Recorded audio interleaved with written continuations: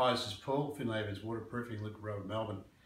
Just doing a demo on taping with liquid rubber. I've actually started it, so I'm just jumping in the middle of it here, but these two have been taped up with the polyethylene bandage. I'm about to do a third one, and the reason for this is we'll show 3 stages of the liquid rubber process, where you do stage one with the bandage. This will have, once this cures, I'll put a second coat on here. We'll show that again later. So they'll have 2 coats, which is your minimum. This one will have the same, but then we'll also have a thermo top coat on it. So it shows the 3 different variances we could have with liquid rubber systems. Now I'm just going to lay in the polyethylene bandage. So I thought I'd show you that on camera. So we'll just put a base coat down here of liquid rubber and just smooth that out so it's nice and even.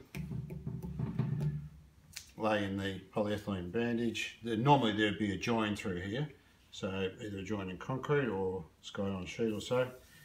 Now you can see the material starting to soak in.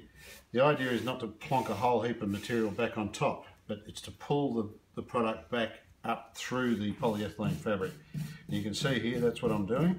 As I push down, I'm saturating that fabric with the liquid rubber material. And once it's completely saturated, I can start to see it shine, which means that the product's actually coming through the fabric, which is a very important part of the process. If you don't do this thoroughly, it won't work, simple as that.